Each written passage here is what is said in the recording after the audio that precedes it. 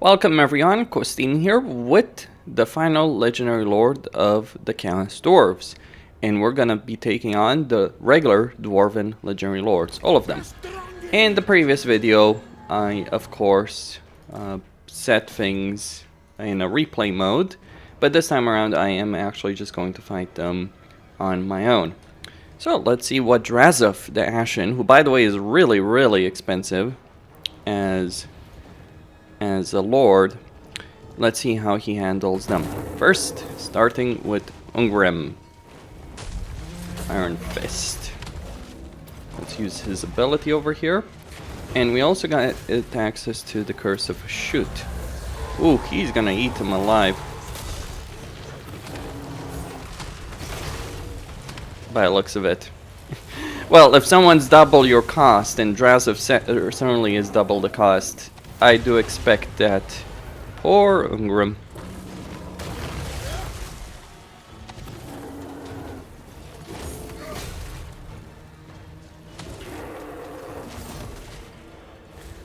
Okay. He did take down half my HP. I could have reduced his melee defense, of course. Yep. Victory over there. He barely... Well, he did do 4k damage, which is a bit expected. I did 5.5k. Win the duel. We move on. Actually, let's use the breath first and foremost. A bit of damage over there, sure. Now, I think the crucial thing is that you do have this item that gives you magical attacks. We're gonna put the Curse of a Shoot down on Thorgrim.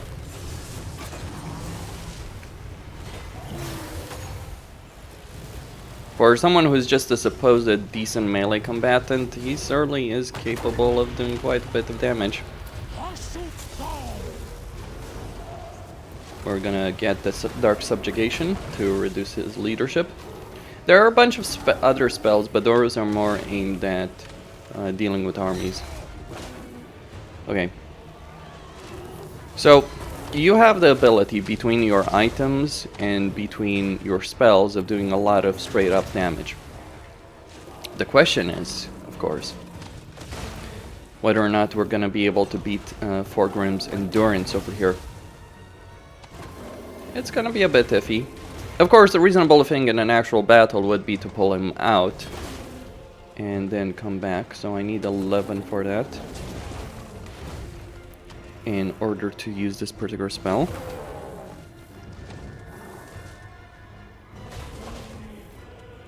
I just need to last 60 seconds against them, and that should hopefully be enough to be able to use this item and then make things go my way. Thorgrim does have a great deal of durability.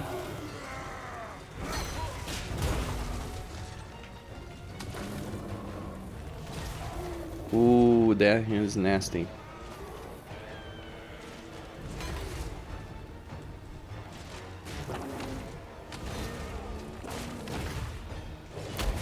Okay. I think it's gonna come down to the animation success and whether or not I last long enough to use the Graven Scepter again. I could of course make him vulnerable to fire, but that wouldn't necessarily suit me in this situation, so I just want to use this particular spell. Maybe just wait a couple of seconds and tie it together with the Graven Scepter in order to get a higher success chance.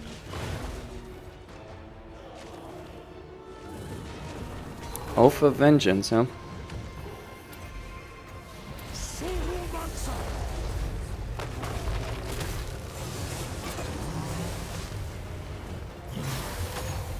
Okay.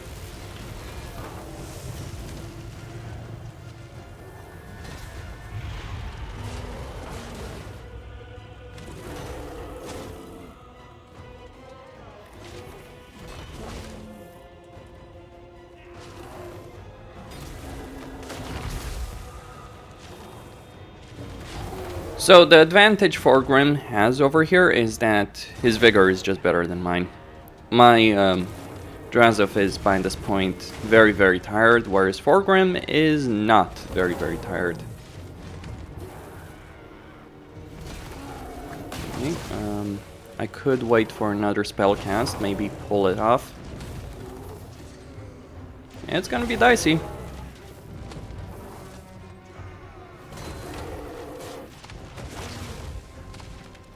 It's gonna be real dicey.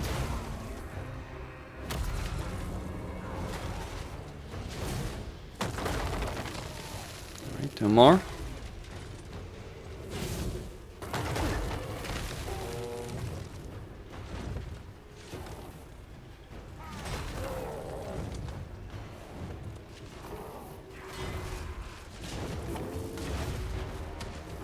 Alright. Unfortunately, didn't quite manage to get it, but there we go. Thorgrim just barely managing to squeak a win. Of course, pulled back, cycle charged him, or waited for spell cooldowns. But straight up duel, he did 8k damage, Drazhoath did 6.1k, Thorgrim wins. Moving on to Thorek, we're just gonna use the breath on him as well, and then land. Obviously could make him more vulnerable to fire, but I don't think that's worth it just for one attack like that.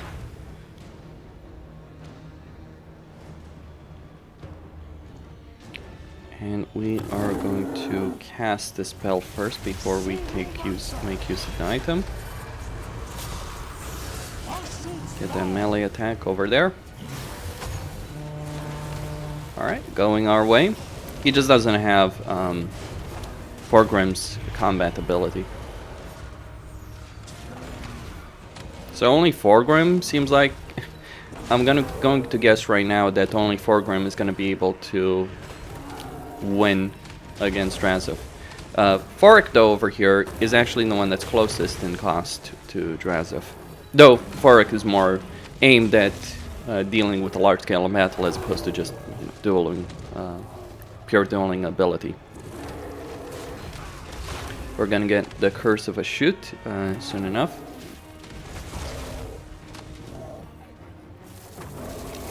He's using the rune there.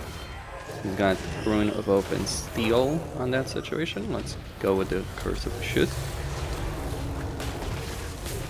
Now I have flaming attacks and armor piercing damage by default, so that armor benefit is obviously going to help him out until I can get the magical attacks with the Graven Scepter again.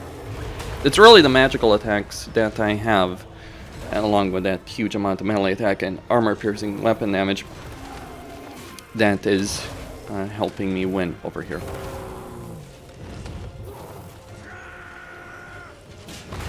Just as a comparison against Thorgrim, Zaytan barely did any damage to him. I mean, I guess you could, like, if you just want to get Drazhoath for his dueling ability, you could obviously remove some of his spells that you're just not gonna use in a battle. But you certainly don't want to remove Ashtorm. That's because a lot of the Count's Dwarf units have fire attacks, and so you kind of want to debuff yours, like you can snipe them with your glaives. Okay, so victory against Thorek over here. Look, post-battle screen. He did 4.4k, I did 3.5. I win. So now we get Belegar. Belegar is less than half the cost of Drazhoath. Okay, so breath again on him.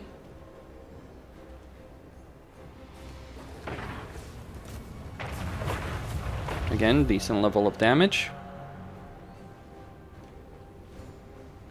And then we land.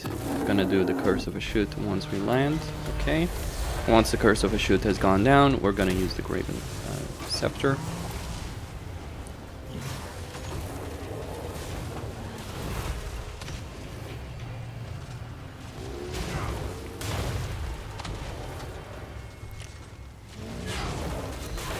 So Belegar does have a good deal of melee durability, not necessarily the best damage in the world, but certainly a great deal of melee durability over here. Yeah, I think we know how this is gonna go down. He's just gonna struggle to get those hits in because, like, I'm just basically keeping him stun locked. And even if he got those hits in, it wouldn't necessarily matter as much.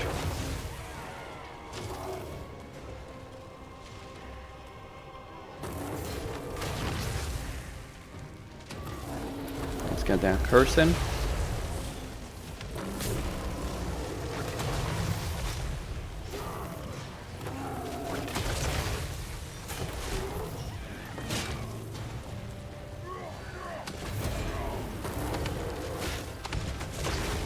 Feels like Drazhoath is at the rodeo, really, with those bull animations.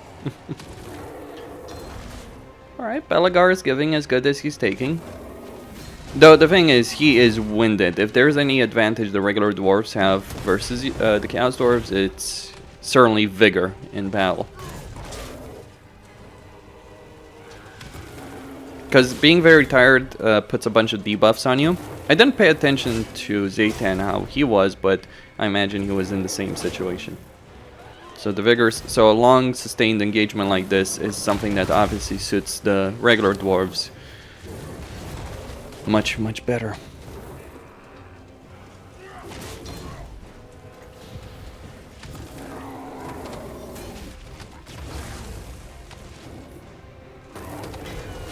Let's just debuff his leadership over here with the Dark Subjugation.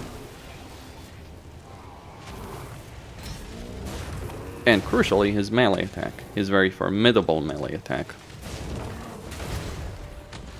So if we look, his very formidable melee defense, because he has a really huge amount of melee defense, substantially higher than what I have.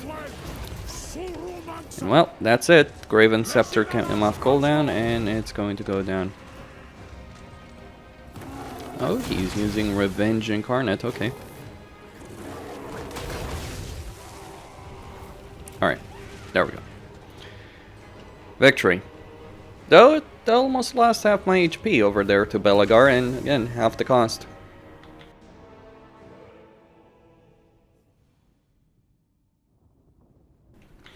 So he did 3.2k, damage is gold value 1.4, I did 1.4 as well, but damage dealt 5k. Finally, of course, Grombrindal. Let's go do it. Gonna hit him with the breath as all the others and try and take him out. See, the thing about Grombrindal is that he's quite good at dealing damage. He doesn't have the same survivability as Thorgrim, but he is quite very capable at dealing a significant portion of damage. Okay. There's the breath. Bit damage there.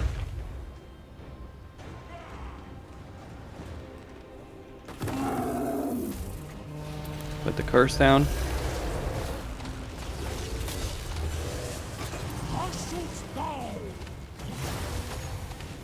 Now he is unbreakable, so we're just gonna have to chew through all of that HP before he chews through us. I'm kind of hoping the animations play a role here, but we'll see. He's not gonna go down though.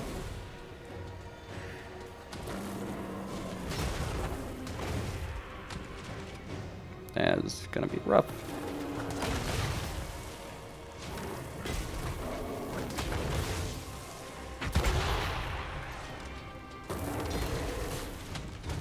Alright, so he just threw a flash bomb. That certainly is gonna hurt a lot, because it's reduced my melee defense, very importantly, to just a measly 22. So let's do the Curse of a Shoot over there.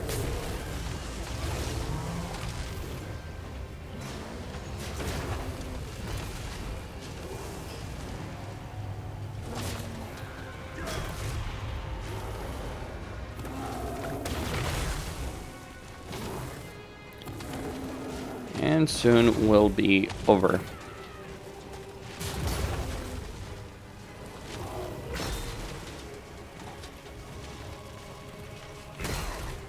Stop dancing with that bull, Drazhoath. I'm not gonna give an order here. Like, obviously I could just give another attack order, but this is What the heck? Alright, we won. That was hilarious though. To be fair, if I had given another order, it probably would have been over earlier. Grombrindal almost made it. 6k damage, lots of damage dealt. The damage is gold value, 2.7k. And now let's look at the skirmish screen, because obviously there is something important to talk about here. Drazhoath is 3.7k. Now let's assume we take away all of those spells like Hellhammer, for instance, well, I guess, but yeah, Burning Wrath, Ash Storm. He's still 3k. That is on par with almost with what Thorek is if you give Thorek the Anvil of Doom. But just keep in mind that Thorek is only 2.9k with all of these things. So if you start taking away these things from him, he's obviously going to be cheaper. Right? So Drazhoath wins on all of them with the exception of Thorek, but he is way more expensive than all of them. Like Belegar held up quite a bit. Thorgrim is obviously a decent price himself, but he's like 1k, easily 1k less expensive, almost even getting closer to 2k if you start including all of the abilities that obviously Drazhoath can get. Right, so if you put everything, he's almost 4k. So yeah, that is. So yeah, a lord that's more expensive does end up winning. And it's not just Drazhoath either. It's like Astrogoth, who just brutalized all of them. By the way, he's designed to be a melee combatant because he's got a couple of spells, but he's really more about the melee power. He's like still 2.8k. Only Thorek is more expensive than him, and only slightly when it comes to it. The others are like you look at Ungrim, you look at Belegar, Grombrindal, that they're significantly cheaper. Dwarf units are significantly cheaper than Chaos Dwarf units. Anyway, Costin here, signing out. Don't forget to subscribe, like, and enable notifications, and stay tuned for more.